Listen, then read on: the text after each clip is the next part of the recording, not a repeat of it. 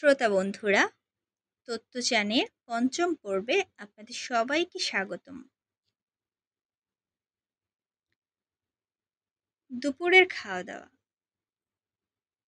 Headmaster মশাই তত্ত্বচানকে নিয়ে গেলেন দুপুরের খাওয়া দাওয়াটা দেখতে।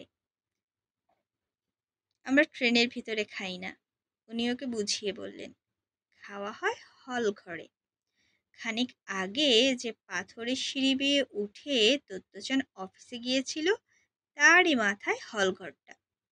হলে ঢুকে তত্ত্বচান দেখে যে ছেলেমেয়েরা সব ক্যাচর ম্যাচর করতে করতে চেয়ার টেবিল ঘুরিয়ে গোল করে সাজাচ্ছে। ঘরের একটা কোণে দাঁড়িয়ে ওদের দেখতে দেখতে তত্ত্বচান হেডমাস্টার মশাইয়ের কোটের হাতা ধরে টান দিল। বাকি ছেলেমেয়েরা কোথায়? এই তো সব, উনি বললেন। এইটুকু বাস? তত্ত্বচান বিশ্বাস করতে পারছিল না। আগের স্কুলে তো এক একটা ক্লাসেই এতজন করেছিল। মানে এই স্কুলে মোটে 50 জন ছেলে মেয়ে পড়ে?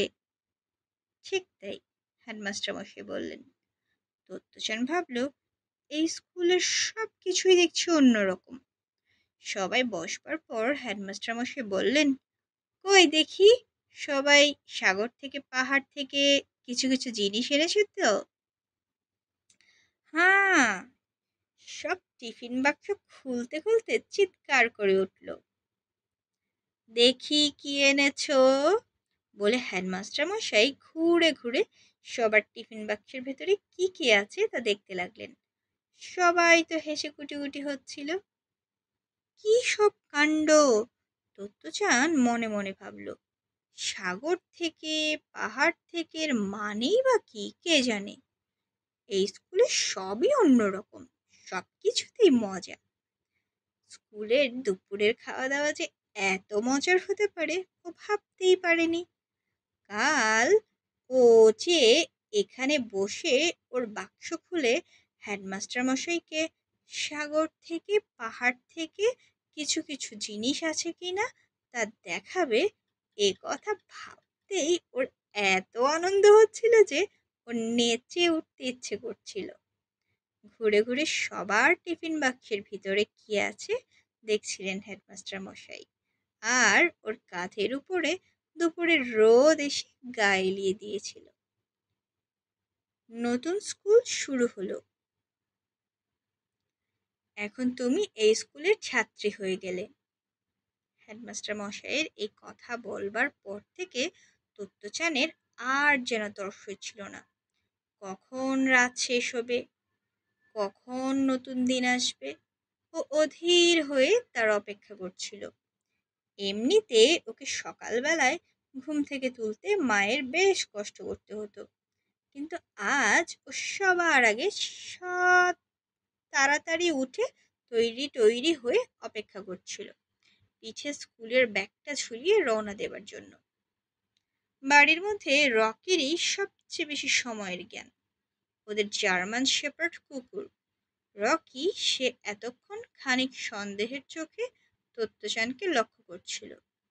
এবার হাত পা টান টান করে আড়মুড়ি ভেঙে তত্ত্বচানের পাশে পাশে ঘুরঘুর করতে লাগলো, যেন কিছু একটা ঘটার প্রতীক্ষায়।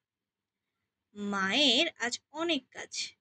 টিফিন বাক্সে পাহাড় থেকে আর সাগর থেকে কিছু কিছু জিনিস ভরে দিতে হবে।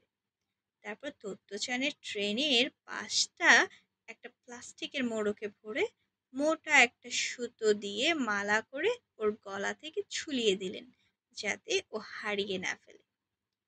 লক্ষ্মী হয়ে থেকো, বাবা বললেন। বাবার চুলগুলো উস্কো খুস্কো হয়েছিল।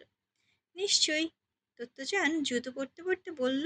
তারপর দরজা খুলে পেছন ফিরে সবাইকে নিচু হয়ে অভিবাদন জানিয়ে ও হাত নাড়ল।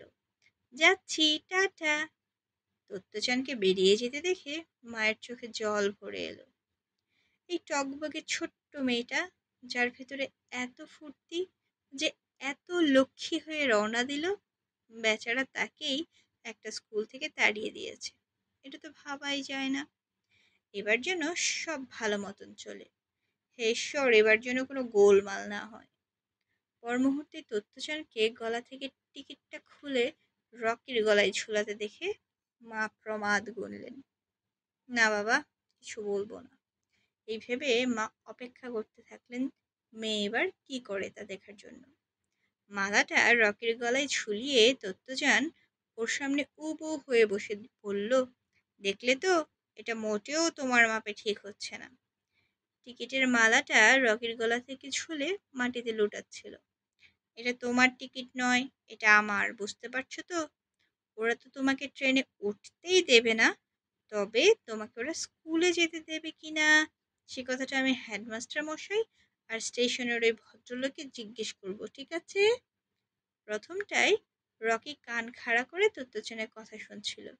তারপর টিকিটটা দু একবার চেটে নিয়ে ও একটা মস্ত হাই তুলল।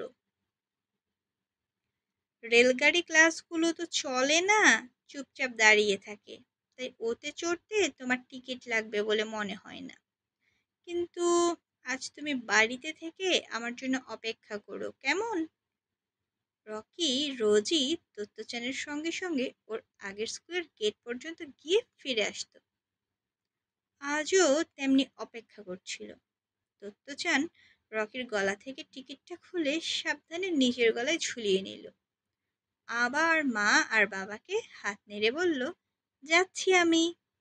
তারপর একবারও পিছনে না ফিরে ও ছুটতে শুরু করলো আর ওর পিঠের ব্যাগটা দুলতে থাকলো। রকিও ওর পাশে পাশে লাফিয়ে লাফিয়ে চলল।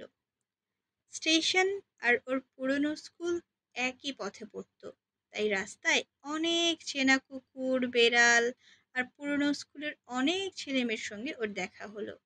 ওদের দেখাবে কি গলায় ঝোলানো টিকিটটা? আজ থাক, যদি দেরি হয়ে যায় নতুন স্কুলে যেতে, এই ভেবে ও এগিয়ে চলল। পথটা যেখানে ভাগ হয়ে গেছে সেখানে পৌঁছে দত্তচান এতদিন বাঁ দিকে ঘুরত, আজ ওকে ডান দিকে ঘুরতে দেখে রকি একটু চিন্তিতভাবে এদিক ওদিক দেখতে লাগলো।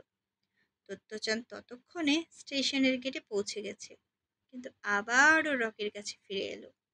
বেচারা রকি যেন বেশ ঘাবড়ে গিয়েছিল। আমি আর পুরনো স্কুলে যাচ্ছি না, বুঝেছো? এখন থেকে আমি নতুন স্কুলে যাব। রকির গালে গাল লাগিয়ে দত্তচান ওকে আদর করলো, যদিও ওর কান থেকে সেই বিকট গন্ধটা আসছিল। তবু দত্তচানের গন্ধটা বেশ ভালোই লাগতো। টাটা রকি, বলতে বলতে ও গেটে দাঁড়ানো চেকারকে টিকিটটা দেখালো। তারপর স্টেশনের খাড়া সিঁড়ি বেয়ে উঠতে লাগলো। নিচে দাঁড়িয়ে রকি কুই কুই করতে থাকলো, যতক্ষণ পর্যন্ত দত্তচানকে দেখা গেল ততক্ষণ। ধন্যবাদ।